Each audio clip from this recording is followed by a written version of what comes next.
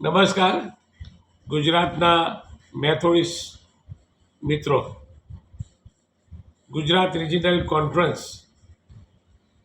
એના છેલ્લા 8 મહિનાથી રહેલા બિશપ ઈપી સેમ્યુઅલની જગ્યાએ છેલ્લા 2-3 દિવસથી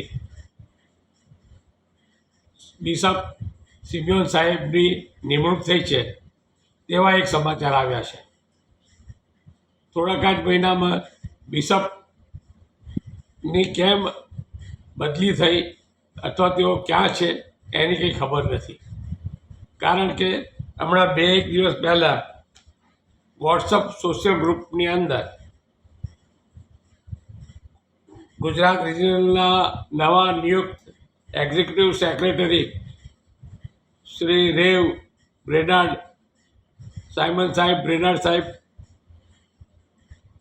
એમણે માહિતી સહી સિક્કા વગર એમના નામે માહિતી આવેલી कि भाई काउंसिल है, अब ये ईपी सैमुअल को निकाला गया तो इन लोगों को मिर्ची क्यों लग रही है?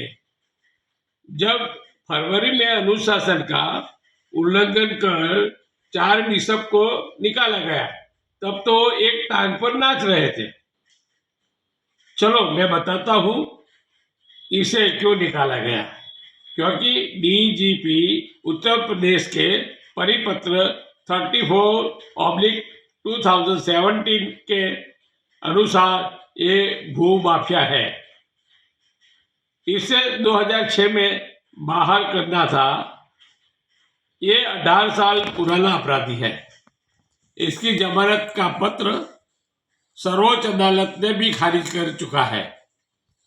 एमसीआई के मुंबई कार्यालय पर उत्तर प्रदेश के बिजनौर कोर्ट ने 82 की कार्यवाही की है, इसलिए निकाला गया है. बस एक बात जानना चाहता हूँ कि 2006 में 6 से आज तक जितना भी पैसा लगभग 30 अरब रुपये का मेथोडिस्ट चर्च का नुकसान किया है, उसका भुगतान कौन करेगा?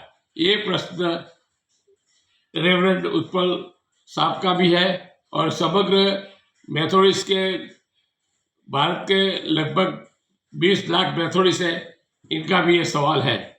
और गुजरात का भी. गुजरात में 60,000 मेथोडिस्ट की बस्ती है और इनके 80 से ज़्यादा उनका कलीसिया है. फिर भी ये आवाज़ जितना चाहिए इतना उठता नहीं है.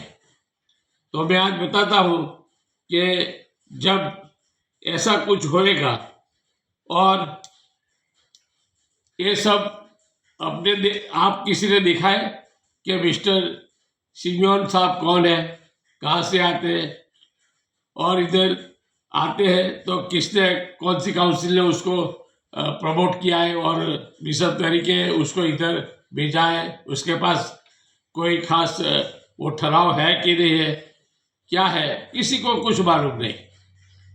तो ऐसे सब चलता है. और जो ऊपर के अपने जीआरसी बोलते हैं उसके सब अहदेदार है, या फिर वो सेक्रेटरी होवे या खजांची होवे या एग्जीक्यूटिव सेक्रेटरी होवे या कुछ भी होवे, सब मिल के किसी ने इसका विरोध नहीं किया है. सब ने इसको बोला कि आप आ जाओ, हम तुम्हारा स्वागत करेंगे, जैसे हम पहले और बिशपों का भी करते थे. उसको समझो के लाल उसके जाजम के ऊपर चलाते थे, बगी में बिठा के घुमाते थे और सोने की चेन सोने की बीटी भी देते थे और पगार भी. और दूसरा तो मालूम नहीं, लेकिन कितना इधर से उसको मिलता था गुजरात में से. कोई भी बिशप ने गुजरात के लोगों का, मेथोडिस्ट के लोगों का कुछ अच्छा किया है ऐसा एक भी दाखला तुम हमको बता सकते हो? कोई नहीं है. जब भी ये लोग आते हैं, कोई भी आता है तो सब मिलके देखो. ये नडियाद का क्या हुआ? ये जो मिशन हॉस्पिटल है उसका बकाया 1 करोड़ के ऊपर है और उसकी चालू करने के लिए 2 करोड़ उगरा लिए, फिर भी वो चालू नहीं हुआ. और क्यों बंद हुआ? तो सुनो, वहाँ के जो सर्वेंट थे, जो नौकरी करता लोग थे, उनके पगार उसने नहीं दिए और पीएफ के पैसा भी खा गए, वो जमा नहीं करा है सरकार ने। तो सरकार और सब हाईकोर्ट का ऑर्डर से इसको सील किया गया है। आज भी वो सील है। और अभी लास्ट वीक के अंदर सुना कि जो सामने जो ये नर्सिंग स्कूल है, कॉलेज है अपनी, उसका भी कुछ लाइसेंस है, उसको रद्द किया था, ऐसी कुछ बात है। और फिर चालू किया, क्या मालूम क्या है, सच्ची बात बाहर नहीं आती है, लेकिन कुछ तो घपला है इसमें। तो एक हॉस्पिटल, एक कॉलेज और दूसरा बड़ी एक जमीन थी जिसके अंदर भी अंदर मिलावट करके वो सामने वाली पार्टी से क्या मालूम क्या किया, वो उन लोगों ने ले लिया और उस पर ही एक फ्लैट बन गया है। और फ्लैट के अंदर क्या है कि सब अपने मेथोडिस्ट के धर्मगुरुओं के एक एक दो दो फ्लैट भी है, ऐसा भी सुना है।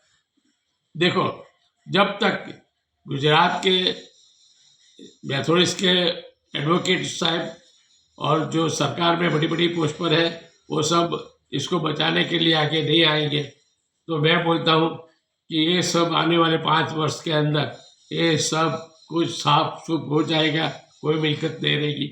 और फिर देखना, कोई किसी को डीएस में भी कोई दिलचस्पी नहीं रहेगी, कोई आएगा भी नहीं। क्यों? क्योंकि फिर वहीवट करना, पैसा मिलेगा नहीं। तो ऐसी बात है। तो अपनी मेथोडिस्ट अपनी माँ जैसी है, उसको बचाना अपना कर्तव्य है।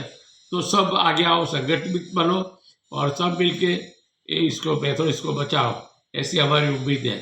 तो हमारी ये प्रार्थना है कि आप सब संगठित हो गए और लड़ाई अपने हक की लड़े। आमीन।